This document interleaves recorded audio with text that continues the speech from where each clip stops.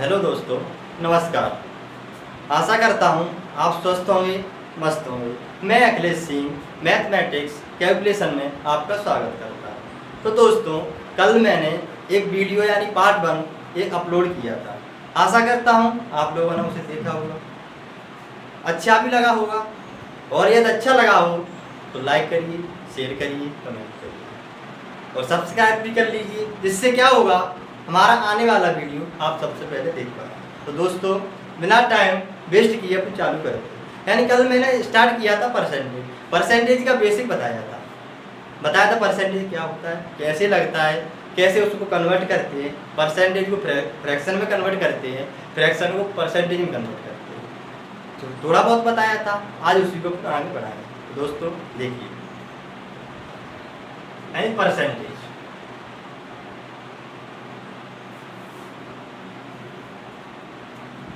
इसके बारे में कल थोड़ी सी जानकारी दी। जैसे 20% क्या होता है, 25% क्या होता है, 40% क्या होता है, इसे अपन कैसे चेंज करेंगे, तो उसी को आज आगे बढ़ाएं। कल हमने जाना था, कुछ वैल्यू थी अपने पास, जैसे 16 से 2/3 ये कितना होता है, 1/4 परसेंटेज में कितना होता है, वो अपने देखा। इसी को आज आगे बढ़ाएंगे। देखिए, जैसे मैंने लिखा 100%, 100% यानी पूरे यानी मतलब कि इसकी वैल्यू कितनी होगी। 100% कोई चीज है तो उसे अपन कितना बोलेंगे, 1। ऐसे अगर अपन बात करें अगर 200% यानी 100 का 2 गुना, यानी कि मतलब 2। इतना समझ में आएगा। सब चीजें अपन पढ़, कुछ बड़ी टर्म होगी, उन्हें कैसे फ्रैक्शन में बदलना है तो वो देखेंगे। जैसे मैंने लिखा 306/3 परसेंटेज। अब इसको फ्रैक्शन में बदलना है तो कैसे बदलेंगे, बेसिक तरीका क्या है इसका बदलने का, 3 से इसमें मल्टीप्लाई करेंगे, 2 को ऐड करेंगे, तो एक कितना हो जाएगा 918 + 2/3 परसेंटेज। ये कितना आया 920/3%। अब परसेंटेज अगर हम हटाते थे तो कल क्या करते थे, 100 से भाग करते थे, 920 कट गया, 2 से अगर इसे काटेंगे तो 46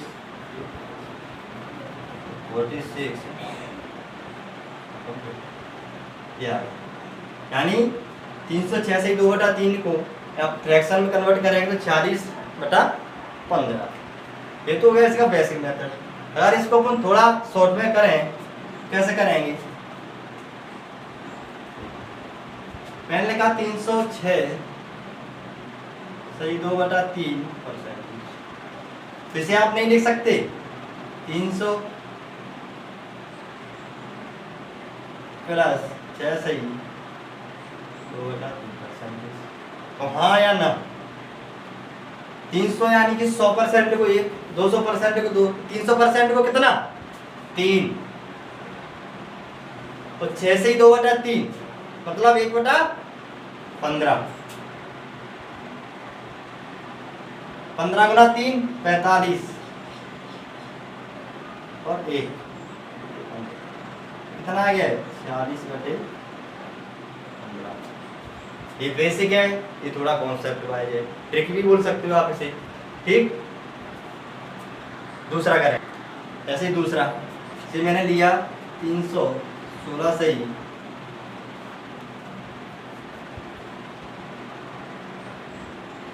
2/3 परसेंटेज। अब इसको क्या करेंगे आप, अब आप इसमें मल्टीप्लाई और प्लस नहीं करेंगे, क्या करेंगे 316 को 300 यानी परसेंटेज प्लस 16 से 2/3 परसेंटेज।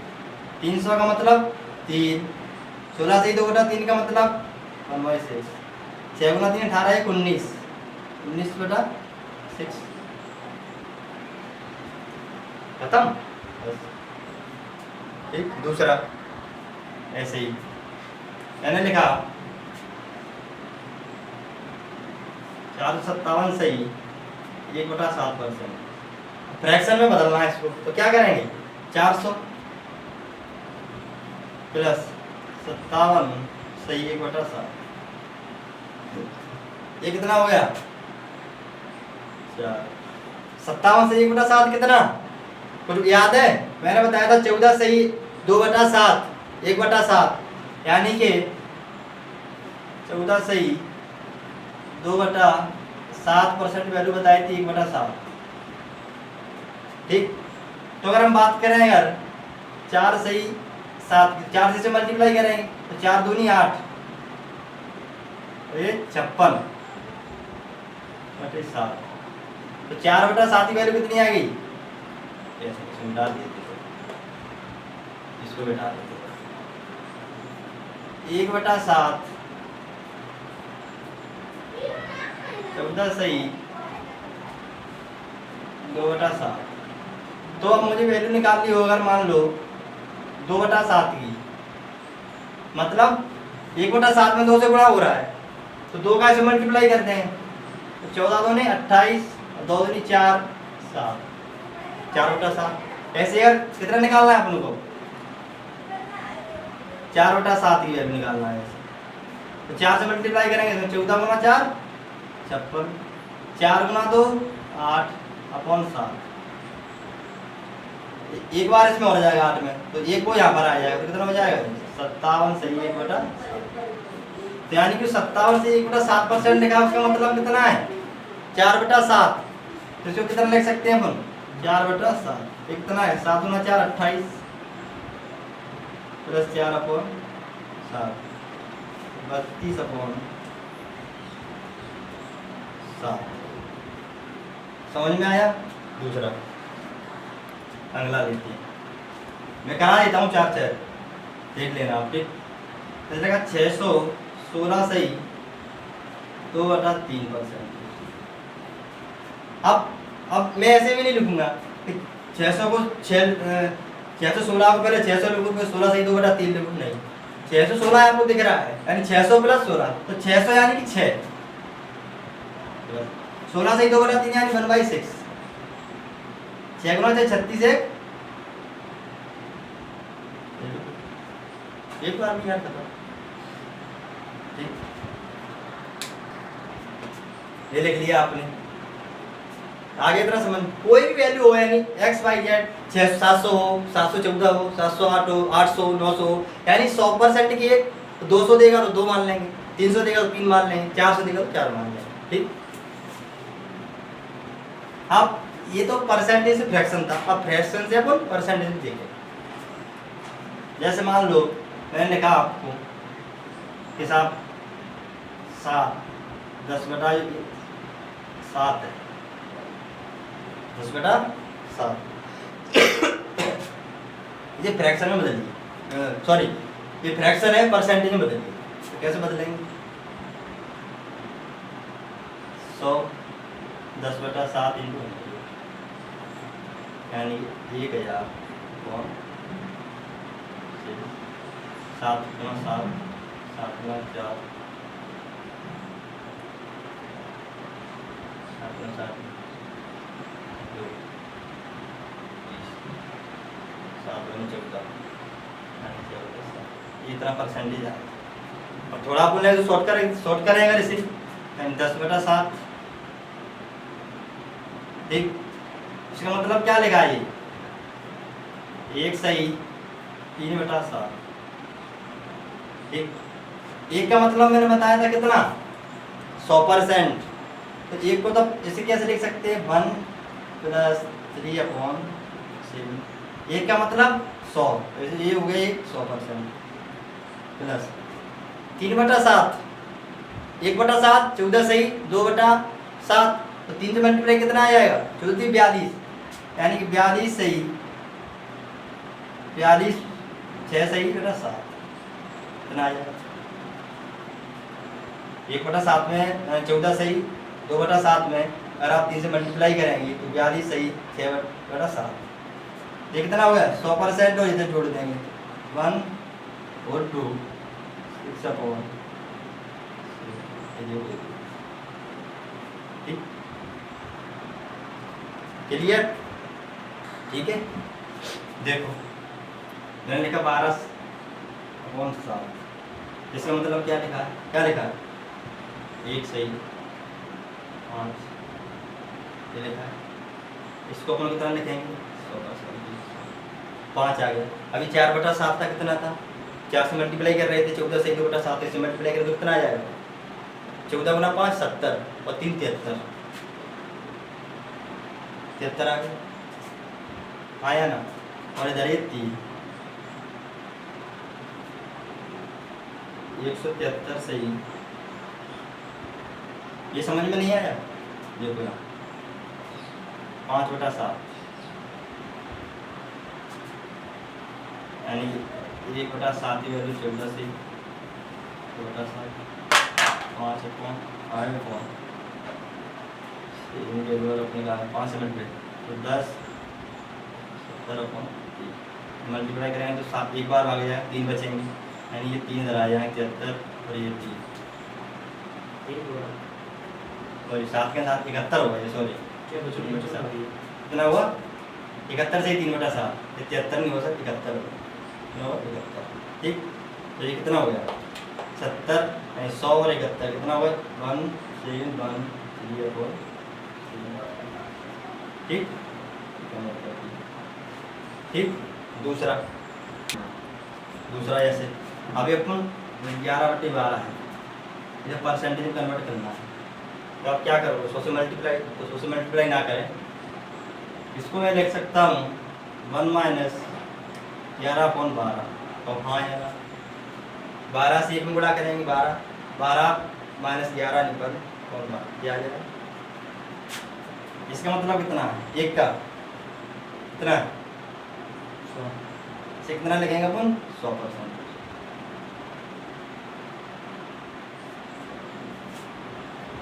ठीक ये गड़बड़ हो गई यहाँ पर, क्या हुई है 12 और -1 सॉरी ये बन आएगा, ठीक बन आ गया। अब 12 -1/12 यानी 12 से घटाएं तो 11/12 ठीक। तो ये कितना हो गया, ये कितना हो गया 100%। 1/12 कितना होता है 8 से 1/3%। अब मैं आपसे कहूँ कि 100 में से 8 से 1/3 घटाओ तो आप क्या करोगे, कैसे घटाओगे 8 से 24 25/3 कैसे घटाओगे आप, यानी 100 है 100% है, 100 में से आपको 3 से ही घटाना है 8 से 1/3 तो 100 - 3 × 8 24 1 25 25/3 3 से मल्टीप्लाई आप इधर करेंगे कितना आएगा 300 300 - 75 यानी कि 300 - 25 कितना आएगा 275 कितना आएगा। तो आप ऐसे ना करें, अब आपको कैसे करना है तो देखना है, सॉल्व करेंगे इसे 3 × 9 और 3 × 1 इतना आ जाएगा। तो आपको ऐसे नहीं करना है ठीक, कैसे करना है आप क्या एक काम करो, जो ये 8 से 1/3 है ना इसे आप पूरे को 9 मानो, कितना मानो 9, कितना मानना है 9। तो 100 में से 9 घटाएंगे कितना आएगा 91 अपने लिख दिए बस। दूसरा काम क्या करना है, जो ये है ना 1/3 ये इन दोनों का डिफरेंस कितना 2 ऊपर लिखो और ये 3 देख लो। आया समझ में, ऐसे करोगे आप तो बहुत टाइम लगेगा। ये शॉर्ट क्या करना है दोबारा फिर बताता हूँ। 100 है ये, कोई वैल्यू इधर हो फ्रैक्शन में हो या भिन्न में हो तो क्या करना है इधर वाले को पूरा एक ये 8 है ना एक बढ़ा के मानना है यानी 9। अगर ये 7 है तो 8 8 है तो 9 9 है तो 10 10 है तो 11। तो 100 ये 8 था तो पूरे को मैंने एक मान 9 माना तो 100 में से 9 गया 91। अब क्या करना है 91 लिख दिया। उसके बाद क्या करना है इन दोनों का डिफरेंस ऊपर लिख दिया और ये 3 बस ठीक। ऐसे ही दूसरा देखते हैं, मैंने लिख दिए 23/12 इसको कन्वर्ट करना तो इसको अपन क्या लिखेंगे 2 12 दूने 24 24 से कितना है 1 गया 23 यानी 1/12। ये समझ में आ रहा है ना। 12 दूनी 24, 24 से 23, ये आ जाएगा। इसको ऐसे लिख दिया है, ठीक। अब क्या करना है, दो का मतलब, एक का मतलब 100, दो का मतलब 200, तो 200 को 2 को अपन क्या लिखेंगे, 200 माइनस 1/12, 1/12 मतलब 8 सही 1/3, वही अभी ऐसा। ये कितना है 200, ये कितना 8 से 1/3, तो 8 से 1/3 नहीं है, इसको कितना मानना है 9, तो 200 में से 9 जाए कितना 191। अब 1 का और 3 का डिफरेंस ऊपर ले जाएंगे, यानी 2/3। दूसरा ऐसे ही, दूसरा ये आगे समझ में। अब दूसरा ऐसे ही, दूसरा देखो, ठीक, मैंने ले लिया ऐसे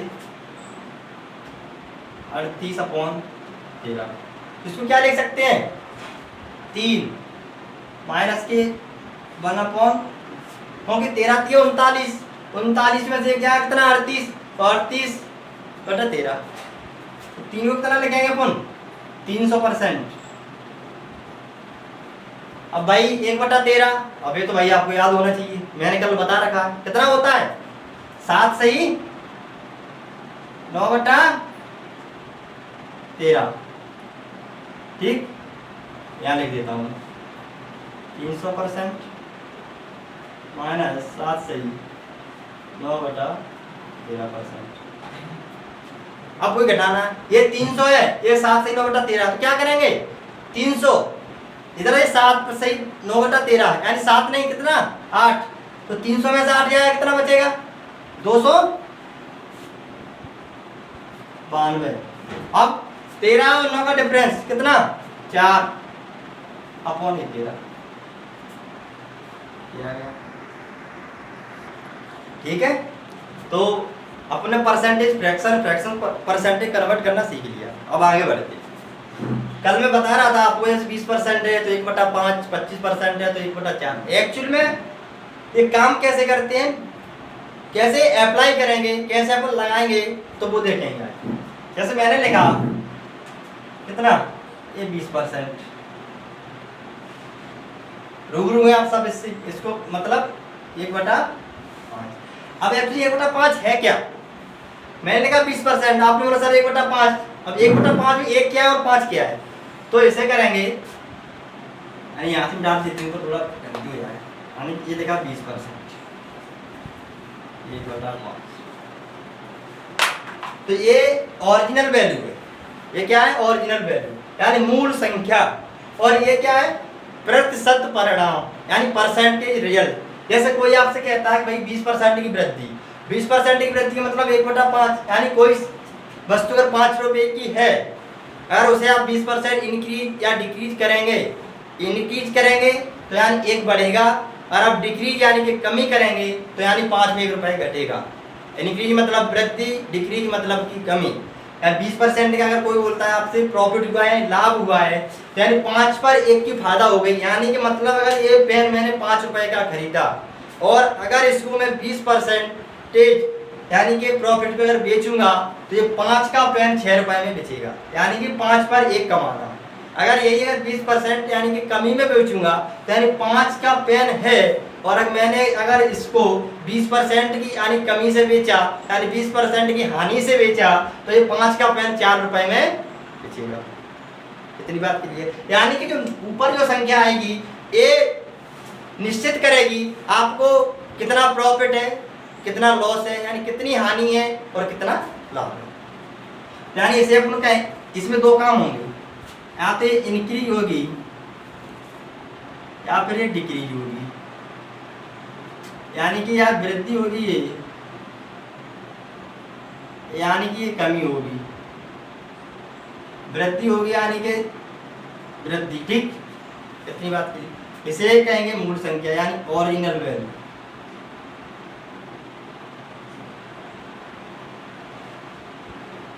यानी कि मूल संख्या, मेन संख्या क्या है 6, यानी 5 का अगर आप 20% निकालते हैं तो कितना आएगा 1, ठीक। आगे देखो,